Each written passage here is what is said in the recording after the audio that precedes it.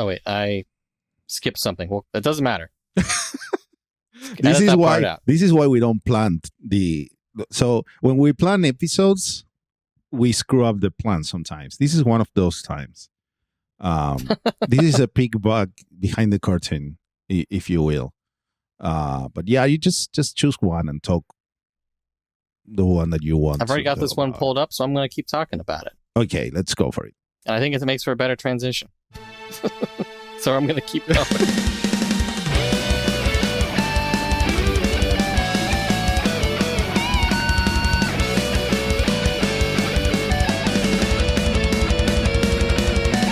Sup Nerds, welcome to Powerful, the Power Metal podcast, where we talk about power metal because we are like sick of listening to power metal. So we just switched to talking about it. That works, right? Your host, sure. Fernando, as usual, and with me is the beautiful Kyle. Say hi, beautiful. Oh, I'm flattered, Fernando. Yeah. The why lie to everyone. It's beautiful, Kyle. It's not like they can see you anyways. So are you they saying can that because I'm about to go into public for one of 3 times this year at a Power Metal Festival? Exactly. You'll be in view in real life. There's people that exist that are listening to the show right now that will very much have the chance of stumbling upon your beautiful face and fall on your grace and be blessed by the golden locks of the power metal Kyle. Yes, that is me. I guess I was going to talk about this at the end, but I guess we can do it now. With hopefully this episode comes out a few days before the Mad with Power Festival in Madison, Wisconsin. So it's up to you there, bud. It is, and people know because they are listening to it right now before Mad with Power. They're going to be listening to this on July 29th. That's the day that's going to come out. It's going to release. You're going to listen to it. We said it. It's July 29th today as you listen to this. I could give you clean takes of every other day if you really need. You're listening July to this. 30th. Yeah. July 31st. August 1st. Just if one of those really unenthusiastic takes gets used, you can do that. But anyway, yes, I will be in Madison, Wisconsin for a few days attending Man with Power. So if you see like an out of shape white guy, looks kind of nerdy, he's got long hair, he's got a black shirt with a band on it. That's me. You'll know that one. That is specific one. It's very specific. You cannot mistake him for anyone Can't else miss there. Him. No. So I look forward to talking to the people that I already know and avoiding conversations with new people. Just say hi. They say hi. You say, oh yeah. From the podcast, you like it, you listen to it. That's great. Thank you. When people at these things tell me that they listen to the podcast, I'm simultaneously like flattered and also like kind of terrified. It's okay. It's fine. You're just speaking to the void, and sometimes the void has a face and tells you, "Hey, I listened to your show." It's like it's not that terrifying. I need to remember to bring like the last couple patches we have to give out to people. Yes, we should make something special with those patches because they are very limited. Extremely limited at like this point. If you are listening to this episode and you're going to Mad with Power and you find Kyle and you tell him what could be good, like hey man, can I have a patch? I heard you. Hey man, can I have a patch? Yeah, sure, dude. Here you go. I got just two left. Point at him, go like, it's the powerful dude. Hey, yeah, or something like stupid like that. One of the guys that I talk to at these festivals, like literally every conversation with another person that I'm in with him, he'll be like, "Oh, this is Kyle. He's on the Power Metal podcast." He's our publicist. Number one fan. Yeah. That's great. You should be doing that. Like, hi, I'm Kyle. I don't want to be that guy. I guess this is the place to be that guy. It is. But in context, because you're in the festival with all the people that actually would care about listening to the show. They probably are looking for it. They just don't know it yet. They don't even know they're looking for it. Yeah, exactly. It will change their lives. Fill that hole in the soul. Yeah, and everyone that's listening, you should tell your friends about it so that they listen too, so that you can change their lives as well. And they can enjoy even more power metal than before. Well, if you really want to change your life, and I think this is going to change all of our lives, It's that the bitch is back, Fernando. The bitch is back. I can't believe this is happening, finally. Yeah, no, I didn't expect it. It's been so long. So to provide mountains of context, in the year of our Lord 2016, a strange little band popped up called Demon Bitch. Band from Detroit, playing the most real, raw, old school ass, bumfucked ass production that you could ever hope for, with just the craziest riffs. And it became a bit of a meme amongst our niche community. Demon Bitch, Hell Friends that's the album you recommend to newcomers to power metal to scare them off. So I wouldn't say like over the years, in a way I've softened to Demon Bitch, whereas I think I was pretty much against it to begin with. Whereas now I won't say I like Demon Bitch, but I appreciate and am entertained by them. I'm invested in them because they definitely make some good metal. They are incredible with the guitars, the riffs, and just out of nowhere, recently they released a new single called Into the Archway. They got an upcoming album that they're actually making. They've been playing shows in like Europe and whatnot. They exist as a band. They might actually send you a t-shirt if you buy one now. It's incredible. It's amazing. It's amazing because this is something that is happening that I'm very amazed by. So 2016, right? It was simultaneously Album of the Year and Words of the Year for our power metal, which is incredible, an incredible distinction. I am in camp. Demon Beach is cool. I listened to it back then, and it was very interesting because they have great songwriting. The recording was awful. Yeah. So this new single that they've released called Into the Archway, it pops up, and it is, I would say, a little bit cleaned up. It is very cleaned up. The singer doesn't sound like he's recording from a bathroom on the house down the block. You can actually hear him. The drums are clear. The guitars are clear, but they are still sounding like Demon Beach. Yes. This is the coolest thing about this single. It's not annoying to listen to. We've removed the actual, because people are like, oh, you care too much about production, blah, blah, blah. But no, we've removed some things, and they have accentuated the cool things. They still perform in their style. They are still very loose with timing, but in a good way. And everything sounds refined, but without changing the core of everything. It's still the soul of the bitch is still there. It's still very raw, traditional sounding heavy metal with, why we talk about it if it's heavy metal, it's like power metal vibes. Close enough. In the songwriting. It's close enough. You know how that's how we operate in this podcast. If it's everything counts. Everything counts. And it's a cool song.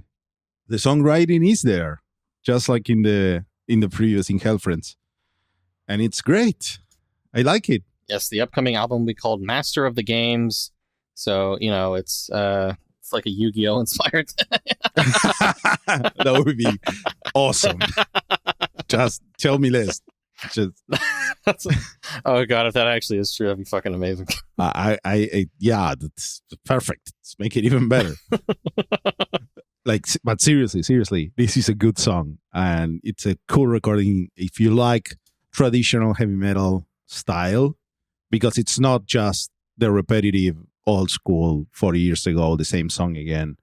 It is interesting to listen to, actually. Yeah, I feel like some people might be like, oh, with this like different recording style they've lost, what makes them special. And like if that was what drew you to Demon Bitch, then God bless you. But I feel like there's so much more to grasp onto with these guys. I don't think they even did that. I don't think they actually changed that much. I think now they sound like you remember it sounding in your head if you like the song. Like when you play an old video game, and it's like when you remember. I didn't remember it being this crunchy. Yeah, you remember the PS1. Then you play the remaster. When you remember a PS1 game, you remember it upscaled in your head, even though you remember its triangles. But the 4K upscale in 2001. Yeah. So this is what we have here. And this is, if you like traditional stuff, recommended. You probably already heard it if you actually like traditional. I don't know. We see if you hang out in the subreddit or in our metal, then they are well regarded there, as far as I know. So they are not completely unknown. They're not a big band, but they've played Europe, which is very interesting. If you hang out at the traditional metal festivals, you'll run into people with that are familiar with Demon Bitch, and you can be like, "Oh yeah, this is a real one here, brother." Yeah, exactly, the truest of the true.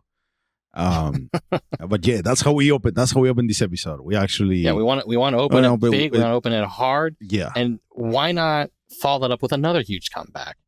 Let's talk about Crimson Shadows. Crimson Shadows, the band from Canada, from Toronto, Ontario. We haven't heard from them in a while. Yeah, they did like a re-release and some covers back in, I think, 2020, but their actual debut album was over a decade ago at this point. Yeah, I think we've been waiting. The last thing was the covers, right? They had the Dragon Force cover, which was they had a Blackfire cover, which was cool. It was really cool. So Crimson Shadows, stylistically, like, you know how people will say mellow death is basically just like power metal with harsh vocals? Well, Crimson Shadows is power metal with harsh vocals. Like, there is a difference there, and this is that. Yeah, and it's really fucking cool. It's really cool. We need more of this. You guys, you need to check this out if you're not familiar. We see this a lot because by hanging out on the Power Metal subreddit, one of the usual questions that's been happening over the years is like, hey, is there some Power Metal that's a bit heavier, that has harsh vocals and whatever? And the answer is always Crimson Shadows. And it's been that way for it's been that big. And like, we had a couple songs from Paladin that did it. We have, and then people recommend Seven Spires, which is going too far, I'd say. That's being more symphonic. Because Crimson Shadows is actually mostly power metal, but they have very, very good harsh vocals, and the riffs are heavy, and it's chunky sounding, and the song is just good. And we recommend. They haven't missed a fucking beat over the fucking decade here. Yeah. It's very, very good. You should listen to it. If you are scared, I think of all the songs I think we're going to be talking about in this entire episode of like recent releases, this is the one I've been like re-listening to the most because it's just really fucking good. Yeah. It's honestly, it's great. It's just that it's a style that I hope we'll see more of, not just from them, but someone else, some more bands to jam into this style, because usually they just go full Megadeth if people start doing harshes, and this is not that. This is still mostly it still kind of has like that more brightness with like the guitars and the melodies. It doesn't like just sub in like death metal riffs and drums. Yeah, exactly. And like, you can tell, like, if they did a cover of Black Fire of Dragon Force, like they are in that style. Yes, they understand. That tells you a lot. Yeah, they know what they are actually from power metal. That's the impression that we get. Definitely. So big recommend from us. Yes, that's the song Guardians by Crimson Shadows. It's awesome. It's awesome. And if you have never heard of them, go check out their older stuff as well, because it's worth it. Their like demo EP from before the first album is I think it's like the same songs but with different production, which some people prefer. So, check them both out. Another thing to check out. We're going relatively fast now. We have a new song from our friends in Planeswalker. I didn't expect to get another Planeswalker for like another 2 years. Like Jason told us like last episode. Yeah, I know, but I thought that was going to be more Helium Prime. I didn't think it was going to really be Planeswalker, He's got a lot of stuff he's working on. Yeah, he's got a lot of stuff. Is busy. Sozos is very busy. But we have completed, I don't know if it's pronounced in a special way. I don't think you really say it's just completed. I don't think you say it. I think it's like, it's not completed. We are not Magic the Gathering people. We don't know MTG. I looked it up. It's just, I'm like, oh, is this like a character? And according to the Magic the Gathering wiki, completed means if this permanent would enter the battlefield with one or more loyalty counters on it, and the player who cast it chose to pay life for any part of its cost represented by Phyrexian mana symbols, it enters the battlefield with that many loyalty counters -2 for each of those mana symbols. So perfectly makes sense. Yeah, sure. No more to explain there. And now you know what the song is because now you know, loyalty counters and mana. Clearly, yeah, I trust you with that. I have no idea. I stopped at Yu-Gi-Oh. I dabble in Magic, but I've never heard of it was way more complicated than I expected. What matters though is that the song is very, very nice. At least I like it a lot. It has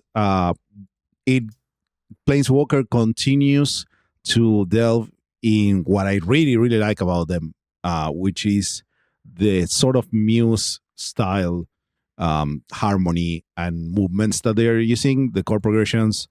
They are not from power metal. They are pulling from outside, and they are doing even more interesting, innovative elements for the genre here with different styles of vocals and vocal edits.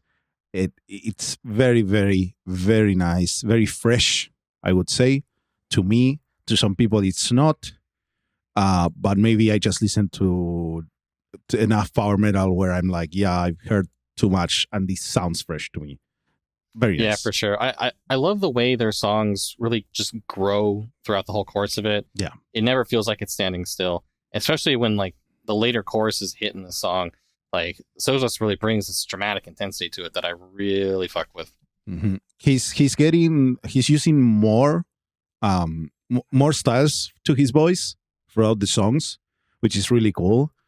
Someone asked in the Power Metal Discord at one point, is like, is there a female vocalist on this doing like some lines? And no, it's just also using different voicings.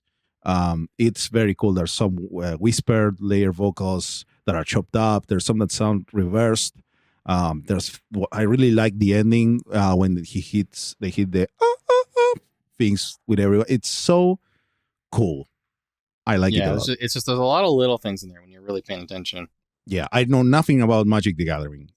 You don't need to. And I don't care. The music is so nice. And the performances are good. The video is cool. Everything's good. Another big recommend. Check it out if you haven't. If you look for Planeswalker, just like that, you will get Magic the Gathering results. But you can look, that's the problem. That's the problem. But like a crossover SEO on your yeah, exactly. You need to remember it's on to Jason's Ashcraft first channel. Exactly. You can probably find it that way. Or it's Jason Ashcraft and Sosos Michael's Planeswalker, or just the name of the song completed. With an A. With an A, yeah. It's funny spelling. Very, very nice. Now another very nice track, at least for me. And this is where we get to that point in the podcast history where my plan to just make a power metal podcast for 7 years just to promote my own stuff is coming to play. We have a new single by Frogge, the latest of the crazy Christopher Bau's ideas. Lost in the Temple of Slime is out with Alessandro Conti on vocals again, and Mike from Glory Hammer doing guitars, and me doing bass and backing vocals, and all the synths and the songwriting from Chris and some narration. It feels very Glory Hammer with Conti. Yeah. It's tough to not get into that, right? But I think there's some things that are very, very, very Glory Hammer about it, like the pre-choruses. They are like straight up the usual Chris stuff. The intro has some wacky He uses stuff. the Zargothrax voice. It's his voice. What did you... Well, like the edit, like the style, the editing, you know. There's no editing. He just grabs the microphone and go like... And that's just his, like, that's just what he does. That's just how he speaks. That's the identity it has. Yeah, but that's the association. I guess so, yeah. But he uses it everywhere, but whatever. Like when he's talking in... Aelstrom doesn't sound like Zargothrax. When he's not narrating. When he narrates in Aelstrom, it does. Does he do it? I have no idea. I don't listen to Aelstrom, really. You're on Hailstorm. I am in 2 of the albums, but that I don't listen to it. I listen to my songs. I've listened to a couple albums, the latest ones, because I was on them, but I've never actually listened before, and it's just not much of my thing. So I don't think we talked about when the first Frogge song happened. No, we didn't. It's so what's the deal with this? Because it kind of just came out of nowhere. Chris is like, I have another project. Conti's on it. Fernando's on it. It's got the fucking Rainforest Cafe ass tree frog. Yeah. And what else do you need to know? Yeah. So Chris one day was like, I like frogs. And I don't know if he made or if he bought that design. I don't know where the design came from, but it was the first thing that was there. That is now a very nice T-shirt that you can buy on the Hailstorm merch shop. It doesn't have a back print for anyone that shares my disgust. This is the real end game of the Powerful Podcast. To get into Chris Pose's good graces and convince him to stop putting stupid-ass back prints on his T-shirts. That's the end. All the music is just to remove the back prints from the T-shirts. Yes, the master plan has finally been revealed after nearly 7 years. It took so long. It's the only shirt that doesn't have a back print in the Hailstorm merch shop. That says like "fuck you" and drink beer or whatever. Yeah, but yeah, he just came up with the idea. He was like, "Hey, I'm doing this thing." Sure, and he asked Conti, and Conti said yes. And suddenly, new band. That's how it works. You actually. The people that actually do the thing is like the best. It's there doesn't take that much. You just do it. You get it over with. The first song, Enchanted Crystal Railroad, came out some months ago. 2 songs in a year, man. That's a lot for me. Don't burn yourself out there, bud. I know. I need to get better at all this. I think people are liking more the first song than the second one. That tends to happen. It's the same thing that happened with Sabado. It's this probably happens to everyone else, I assume. But they are both cool in their own ways, I think. So, do you know, like, is there some kind of grand plan with Frogge, or is it just there is no grand plan? This is what I feel like doing sometimes. Chris is in his Frog era. If you follow him if you follow him on Instagram, it's been all frogs since like last November. I see. Like in all contexts of his life, and they had Hailstorm had a whole fucking fest to himself. They made the Pirate Metal Party Festival like 2 weeks ago, and it's basically all the Chris bands and Trick or Treat and a couple more. They had Patty Worthy there as part of the tour they were doing. They played with, it was Hailstorm, Glory Hammer, it was Christopher Baus and his Plate of Beans. Damn. It was and Plate of Beans with all the guests, like Sosos did a guest, Patty Worthy did a guest. Trick or Treat played Enchanted Crystal Railroad live, which was great to see. They didn't have you come out and do the wooden leg bit for this? It's in the other. It was in like the Netherlands. I don't remember one of those countries in Northern Europe. Very far from where I am. Doesn't matter. Also, they got the money. Yeah, but also they are not particularly popular songs for a live show. Honestly, the wooden leg do it for ones. the bit though. Be funny. I'm sure it will happen sometime. Napalm's money for a bit. We also need to get the whole point. We also need to get the Japanese dudes to do the arms. So it's like a lot of traveling from 2 opposite sides of the planet. But anyway, it looked great. And it's great to see one of these songs that we usually just make online that are never played live, to see it played live by Trick or Treat. It was really good. Really nice to see a recording of that. Conti killing it, singing. Very, very nice. That was Frogge. Go check it out. If you like fun stuff, just go for it. It might work. If you don't like fun stuff, there's I guess if you like it was a bad segue. I didn't want to be that mean, but the next single that I was like, damn, this is gonna be a brutal segue. Yeah, no, it doesn't have to. I'm sorry, I apologize. Bad segue, but we have another single from Dragony, Beyond the Rainbow Bridge. They have a video, blah, blah, blah. They have scenes. They have an album coming. I don't like the song. It's not bad, but it's not that interesting or original. It feels a bit more like filler stuff. I don't know. Yeah, so the band Dragony from Austria, they've been around for a few years at this point.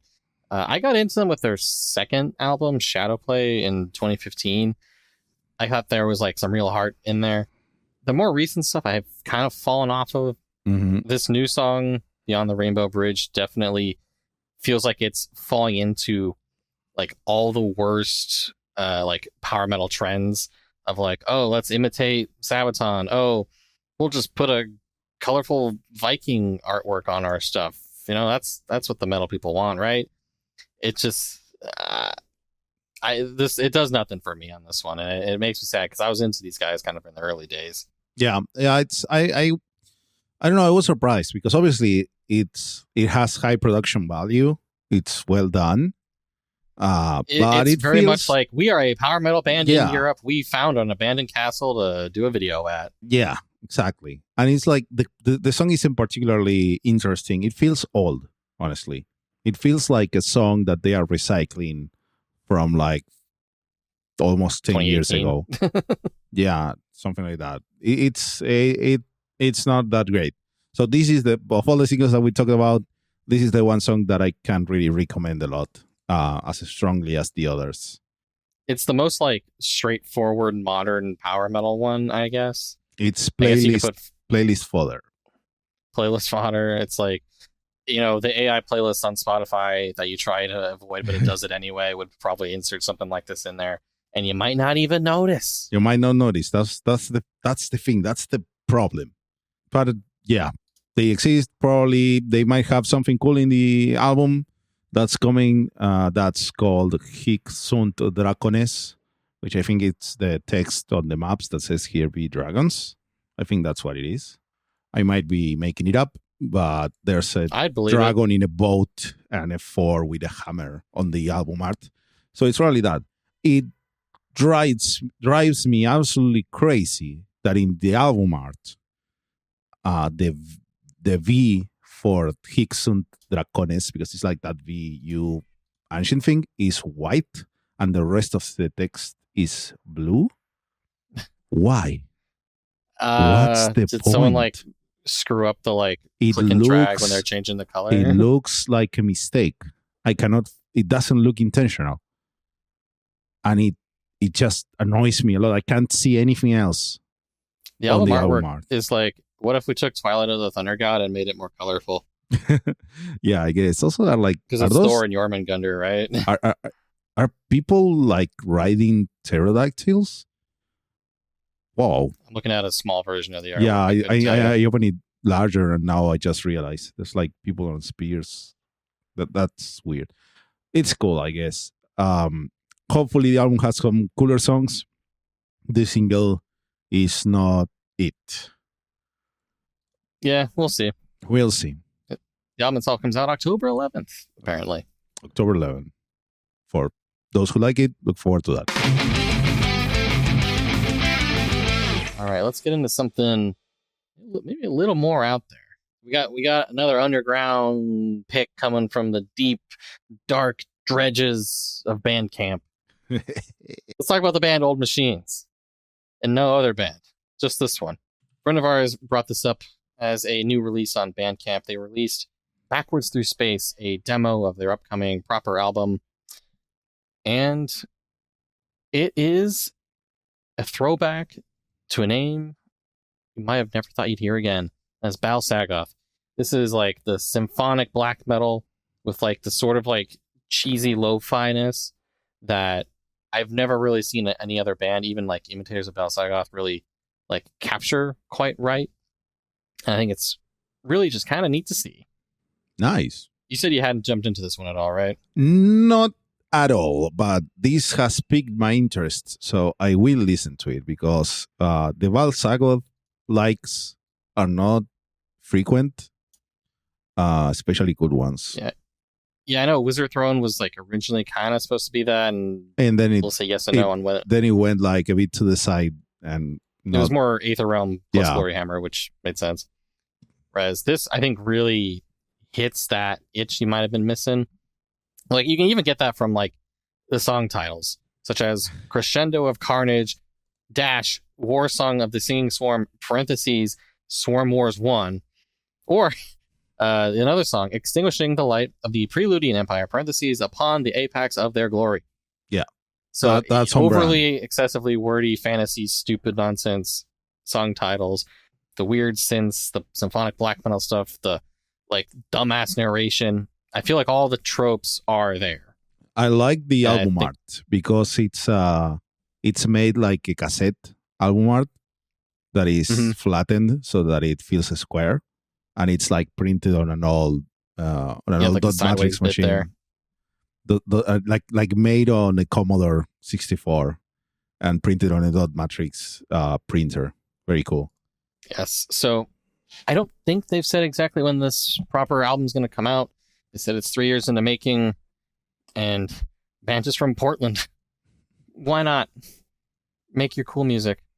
Nice. So if you want your weird stuff on Bandcamp before they get shut down because Epic Games is dumb, then this is the stuff that Bandcamp was built for. They actually sell cassettes of it. It came out on cassette. That's really cool. So they're legit. Yeah. I've never bought a cassette in my life. They were out of style when I was born. So you have one now that you can buy. I don't have a cassette player. That's very easy to solve. Actually, my first car when I was a teenager had a cassette player, and I had a little dongle that plugged it into the aux cord of my phone. Oh yeah, those are so cool. I remember those. So it's basically you're hacking the cassette mechanism, because it's just a magnet that's reading the magnetic tape within the cassette. So you can just put a dummy cassette in it, and you have another magnet there that's connected to the aux cord, to the audio jack, and it's just sending the encoded waves from one magnet to the next, and the cassette player doesn't care. It's reading the magnetic field changing, so we have a signal. It was so cool. Now we just use Bluetooth like a fucking normie. Yeah. Well, if you're not a normie, you should check out Old Machines, because they got some cool stuff. So that's a new band. Let's bring on over to a band that's been around for maybe longer than you might have expected. I want to talk about the band Axxis with 2 X's and their new album, Coming Home. Now, Axxis is a band that's been around since 1988, I believe. 1984 is the demo. Yeah, they were part of like another band, and then like there was like legal things or something. Yeah, first proper release in 1989. They've been doing an album every like 2-ish years consistently since the late 80s. They have close to 20 albums. They've had the same, like, I think 2 main guys as on like vocals and keyboards that entire time, or most of the entire time at least. And in 2024 this year, they released what they're calling their final album, which is Coming Home. Which I think is significant to have a 25 plus year career, and then declare, yep, we're going out on our own terms with this point here. I like that. That's nice finality to it. Yeah, that's very nice. So these guys have a fuck ton of albums. The only one of theirs that I really got into a lot was kind of middle of their career with the album Doom of Destiny. I got into that 2010-ish when I was in high school. And their style, back then I heard described as they're a band that thinks the 80s never ended. And they just keep going with that. Like so many others do. Right, yeah. So they kind of combine a power metal-y style with a almost synth rocky style. That is kind of where that 80s vibe comes from. And I get that both from this new album and that album from 15 years ago that I listened to. And that was when 80s was still, I guess, 80s throwback was still the move and a sort of novelty in 2010-ish, as opposed to now where it's like, Jesus Christ, we've moved on to 90s and 2000s nostalgia. Hell yeah. But I wanted to check this album out when I saw like, oh shit, this band is coming to a close. Like being able to say, yes, this is it. We're calling it here. And I checked out the album. I think it's pretty solid. It starts out a little weak, but I think about halfway through pretty much every song from there, I found myself being like, yeah, I fuck with this. This is good. So I was happy to see them still putting out quality material. Fucking 35 years? How? I don't want to do math right now. So I was very happy to see this just whole like nice package come together. Cool. It seems like it's very rare for something like this to happen. I feel like something always blows up, people go bankrupt or whatever long before you get to this point. Maybe this is just the benefit of being German. You can just kind of exist as a power metal band much more like comfortably or maybe like, stably. I don't know. Maybe, who knows? Maybe just having the street cred of being around in the 80s helps. Because I feel like they've never been like a huge band, but they've been around. I know I've seen the name here and there. Yeah, and not just, you probably have. Not just as the factoid that they were called Anvil and had to change their name, like as an actual band. All right, so I just want to make sure I brought up Axxis, pay some respects there. And then bring it into a couple of the other, I guess, big name newer albums, starting with Ord and Ogan, The Order of Fear. The Order of Fear. So Ord and Ogan, for me, I'll say they're very consistent in that pretty much every album will have like exactly 2 songs where I'm like, yeah, that's pretty cool. I like that one. And then everything else is just kind of like, yeah, it's fine. And this album is exactly the same way. It's kind of sad though, because the very first song, Kings of the Underworld, I think is easily the best one by like a mile. And having that open and be like, oh, hey, I'm actually liking this. Is this going to be the one where Ord and Ogan turn things around for me? And then it's totally not. Every other song I feel like failed to live up to the first one. And that's not just me like getting tired of the stuff afterward, because like I looped it back to the first song. I'm like, oh, where did this energy go for the whole rest of the album? I don't know. So congrats to them for being consistent. I also kind of like the song Prince of Sorrow about halfway through. But definitely, the Ord and Ogan is just one of those bands where like I know they're very popular, especially after like Gunman took off a few years ago. And for me, they're okay, and they keep being okay. Yeah, I'll listen to a few songs here and there. Yeah, it's not that. Whoa, yeah, Ord and Ogan. It's like, it's fine. I'm sure they are lovely people. I liked them live. When I saw them live a couple times, they seemed like nice people. Sure. You sound skeptical. Let's go with that. I don't know. I didn't want to sound skeptical. I don't know them. I don't care. What else? You know what you're going to care about even less? Even less, yeah, definitely. Visions of Atlantis. Visions of Atlantis has Pirates 2. Armada. They're like, oh, we pivoted to this whole pirate angle. How do we follow up Pirates 1 with Pirates 2, motherfucker? They should have put a $sign at the end of it. Oh man, it is a symphonic metal album of all time. I'll tell you what. Yeah, I gotta say, like the naming, like Pirates 2 Armada. It's like it feels like the sequel to a game more than it's just like one of those like meaningless like like the sequel, yearly like, subtitle words, like the yearly like Assassin's Creed. This is Pirates 2 Armada. Oh, we can play pirates. I have pirates free voyage.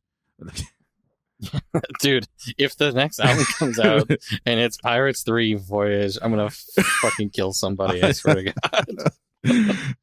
It was you all along, wasn't it? I should have known.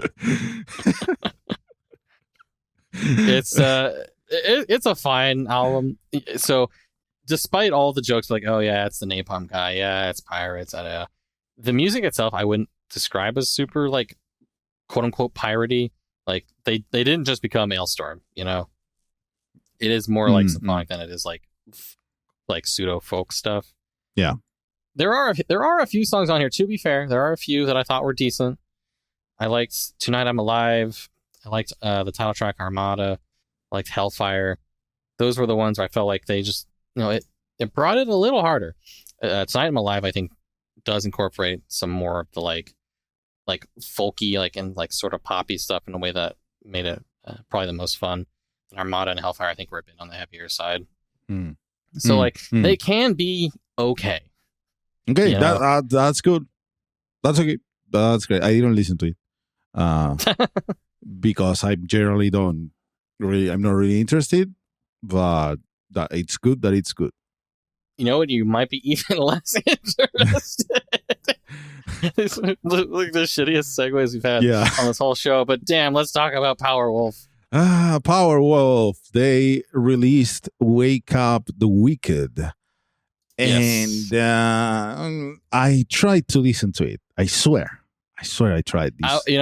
Because this came out just like yesterday or the day before. It's been 2 days. I'm like, do I want to listen to this? Like, it would be really funny and sad, like if Fernando had listened to it, but I didn't.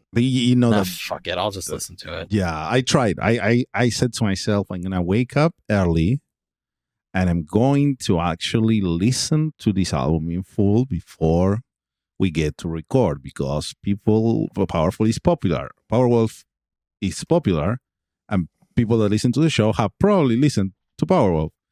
But man, I don't care about Powerwolf that much. And from what I read, people saying it's still the same album again. Can you corroborate that, or is it not? Is it just exaggerating?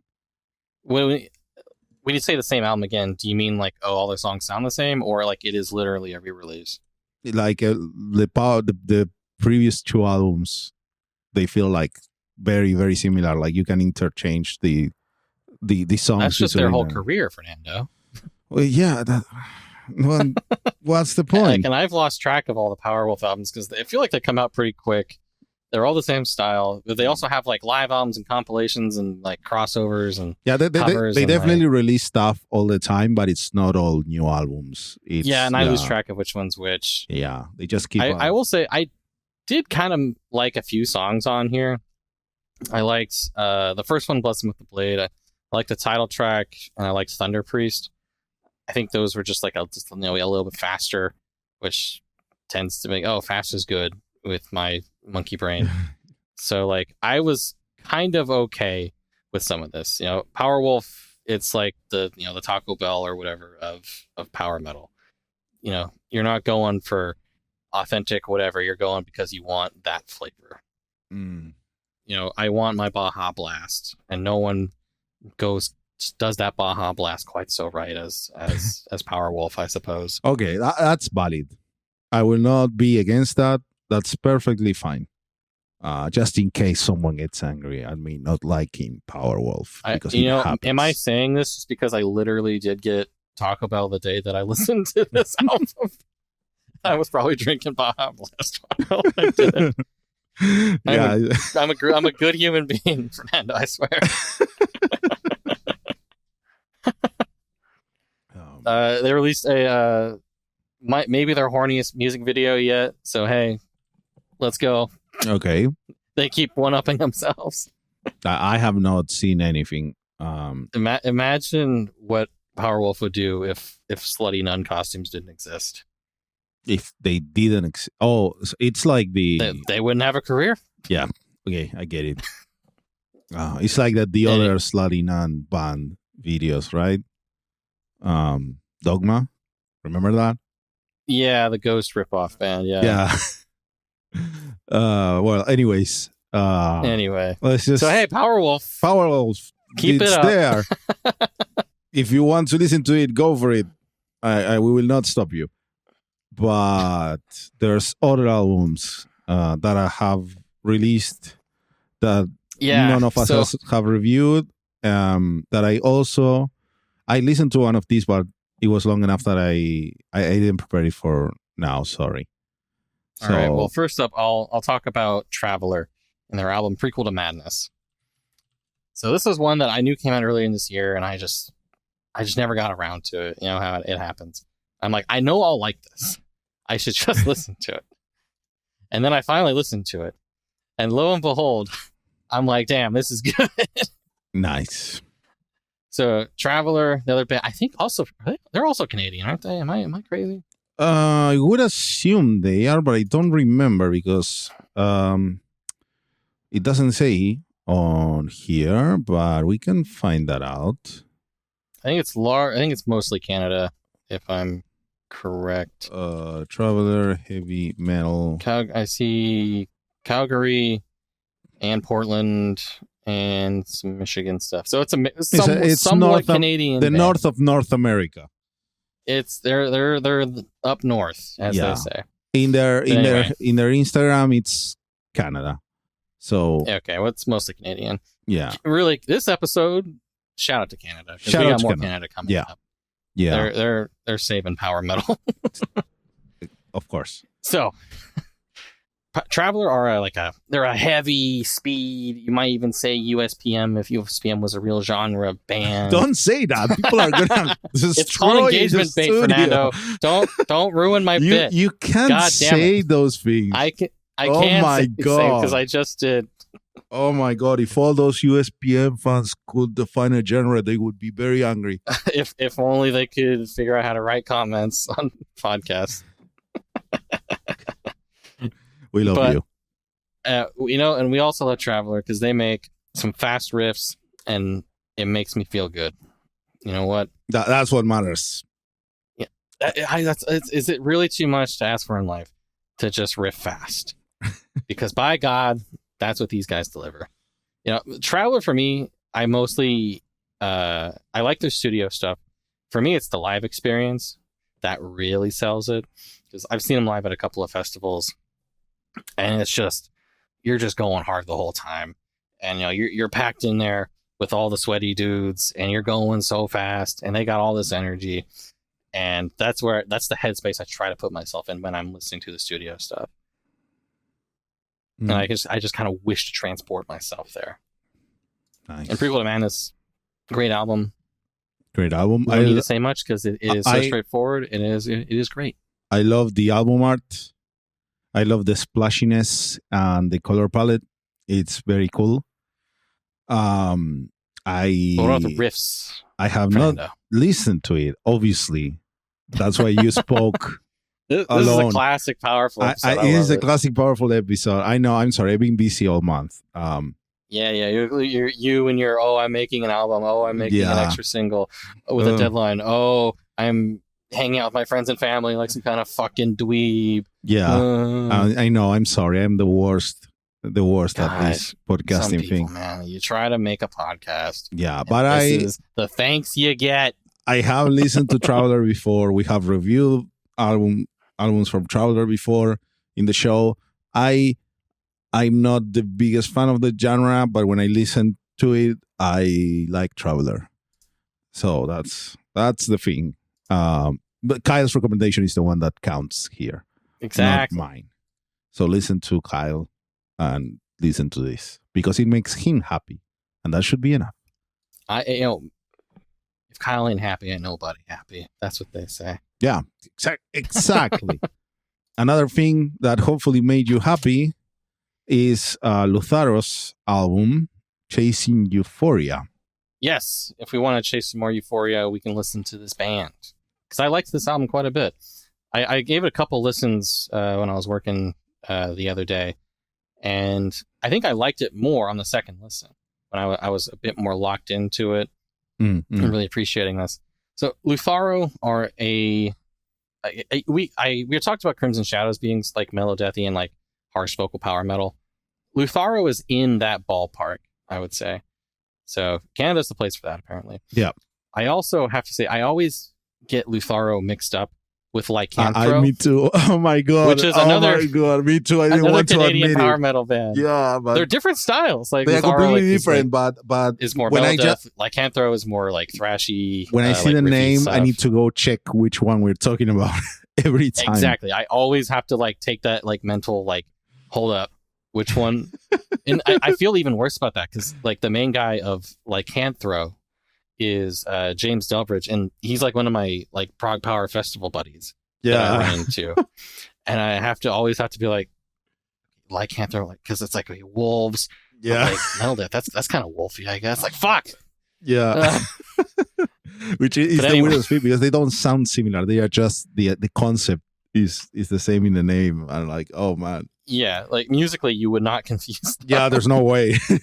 That's why you have to be careful because sometimes people are talking about one band and it's like, what comment am I making? Am I on the right band? I need to Google it very quickly. Yeah, so I had seen some praise coming out for Lutharo's album, Chasing Euphoria. I finally got around to it, and I've quite enjoyed it.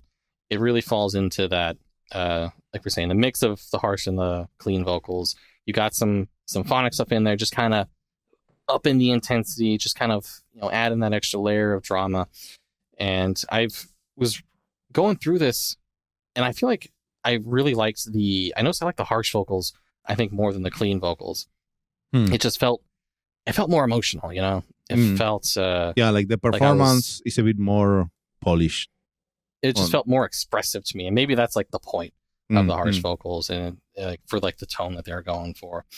But as I was going through this album the second time, I'm like, pretty much every song, like I'm finding something to really fuck with, and I'm excited to continue listening to it more and throughout the year because I missed it earlier on.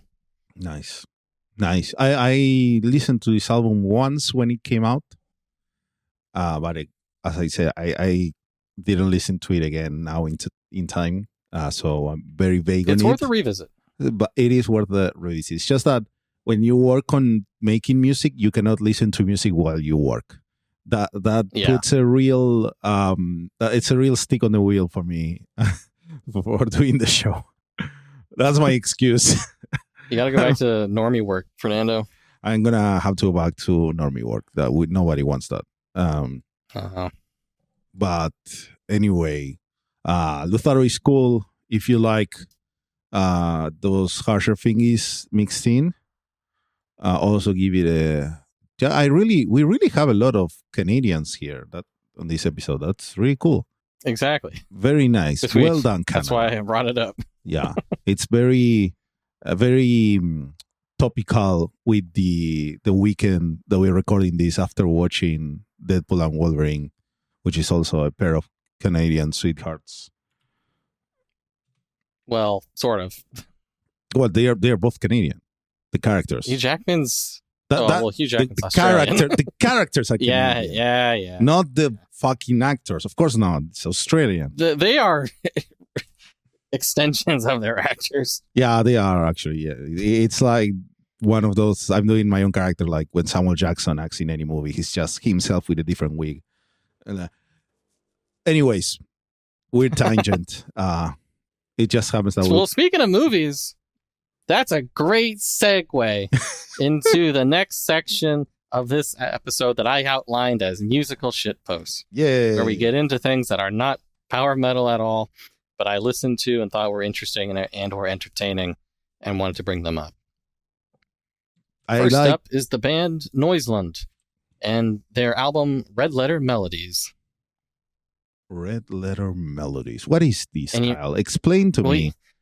Well, you see that name, you see Red Letter Melodies. Maybe you've heard something similar to that. You might be thinking of Red Letter Media, the channel of hack fraud, movie reviewers, and Star Trek enthusiasts.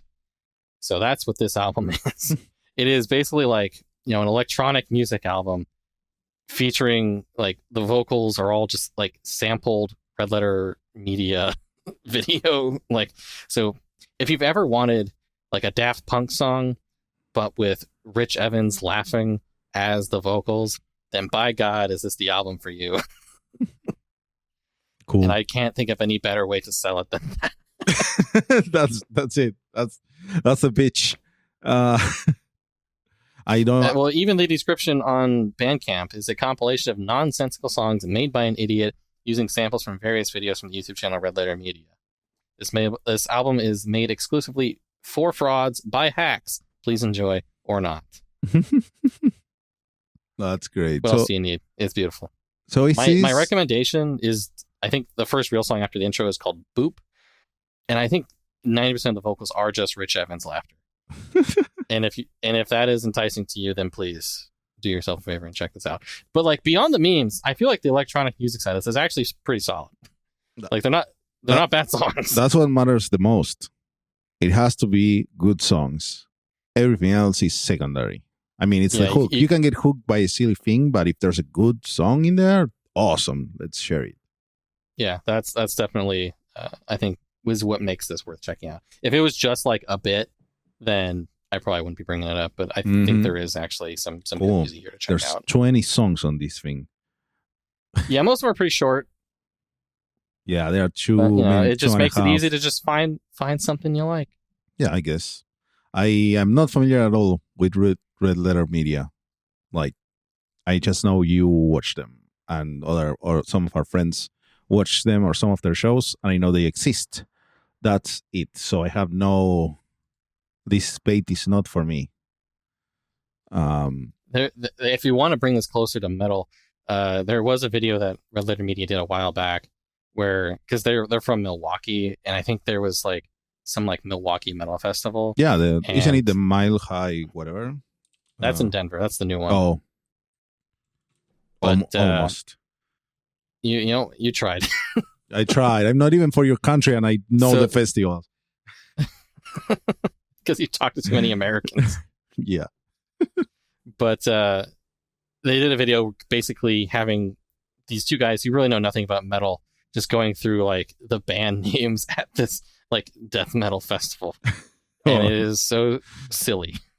Oh, that's but there you go. There you can connect it to metal that way. Boom. Justification. Yeah.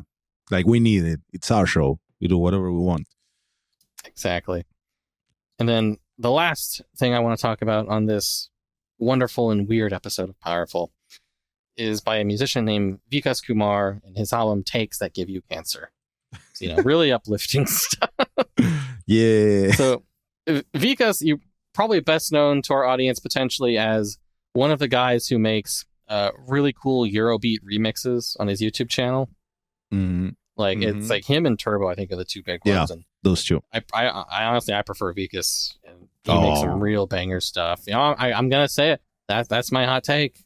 I like Vikas better than Turbo. They're both good. They're both good. I think he's more interesting. I think his stuff is more fun. But anyway, in news that's a little less fun. Earlier this year, he was diagnosed with cancer. Oh shit. Yes. That sucks. So I'll just to basically give the context of this album. He wrote and recorded this album between his cancer diagnosis in February and his surgery in April. And because the tumor was wrapped around his recurrent laryngeal nerve, which partially controls your vocal cords, doctor told him he could lose his voice and potentially never sing again. So he was motivated to make an album. Oh no, this is a bummer.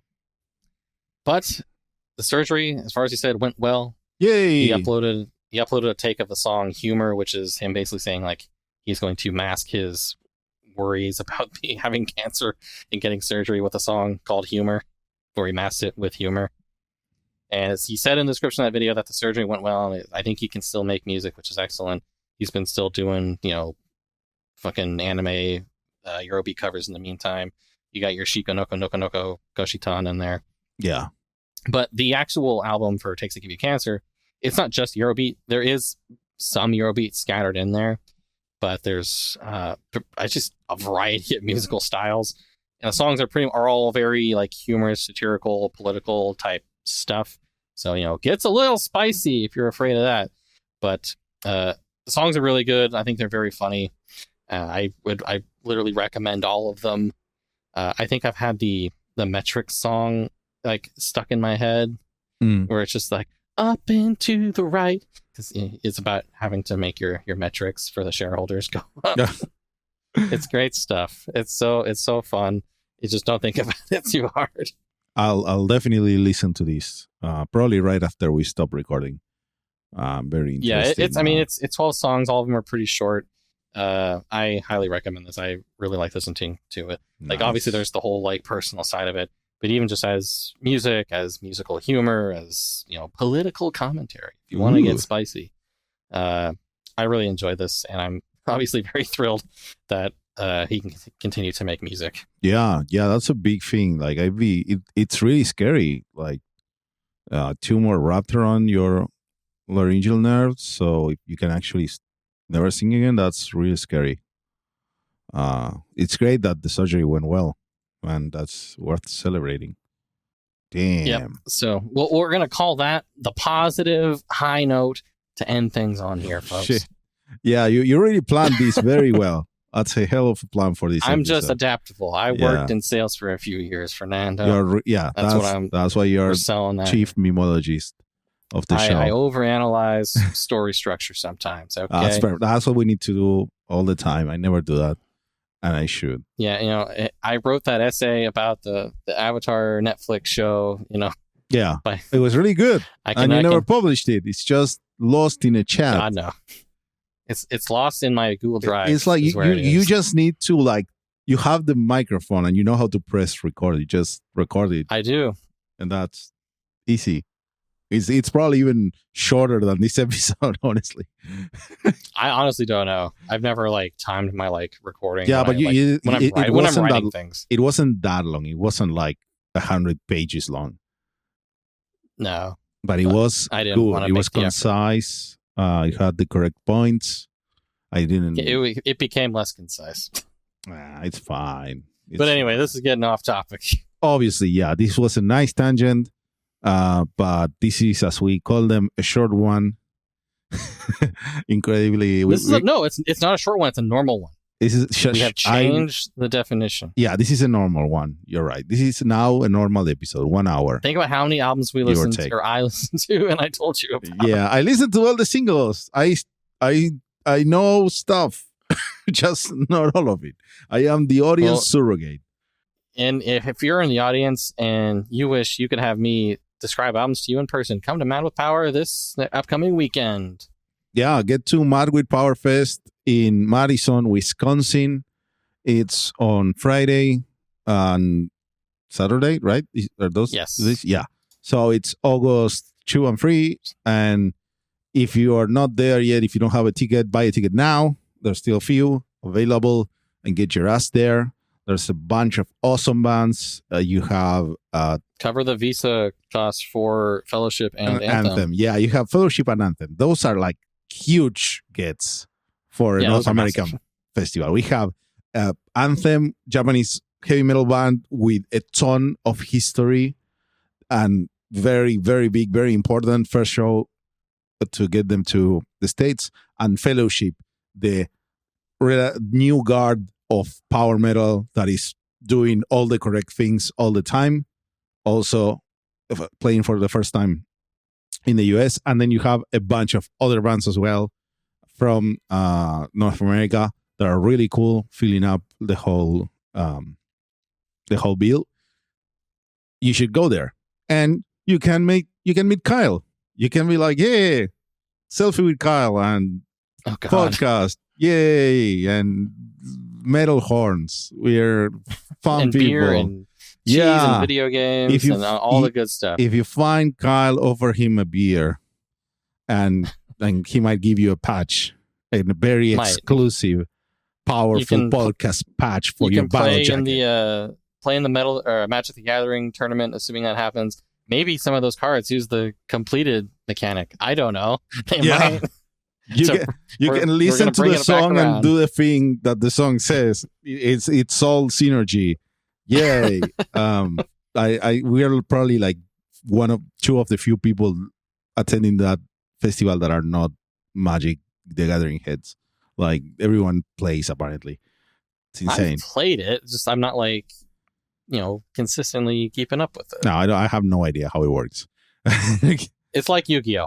I know, that's the thing. I know Yu-Gi-Oh, and I know that Magic is not like it. It is in a way very superficially and in the basics, but in the actual execution of the games, it's a different thing. I don't know any cards. I don't know stuff. They mention things. Our friends mention concepts and things in everyday conversation. And I have to Google it to know what they're talking about. Hey, at least you're trying. At least I'm trying. Yeah. When is the Yu-Gi-Oh? Next festival, we need Yu-Gi-Oh stuff. I guess we need to make a Yu-Gi-Oh album. Hopefully the that one that we mentioned, it's actually Yu-Gi-Oh based. It's probably not. Demon bitch. I don't think so, man. That would be the best. That would be perfect. Absolutely perfect. But that's it. 1 hour. It's over an hour. This is the end of the show. Thank you for listening.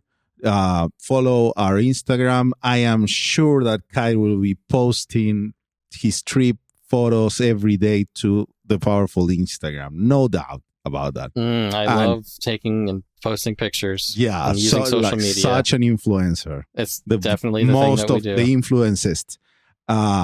You can follow on Instagram, the Powerful Podcast. We can, if you're listening on Spotify or whatever, or on YouTube, you can find us on the other place as well. Just look for Powerful, the Power Metal Podcast. We have a Twitter that we don't use, but it's there. I post stuff on it. Okay, Kyle posts stuff on the Twitter. Go. I mean, I just when there's a new episode, I post those. But yeah, there's like 2 guys that usually like it. It's great. That's great. You guys, those 2 guys, you are great. Keep doing it. And it. everyone on the Patreon, they're also and everyone great. on our lovely Patreon. You keep the lights up. You keep the podcast around. We actually need to fix our website. It's fine. Nobody uses it. Nobody cares that it exists, so it's fine. But that socials, engagement, like, subscribe, comment, tell us how wrong we are on the YouTube comments or wherever you want. We hang out on the Power Metal subreddit Discord server. If you want to hang out there, there's a lot of people that like a lot of Power Metal, and they can recommend you more songs that you will ever be able to listen to in your life. Indeed. Thank you for listening, and stay powerful. Stay powerful.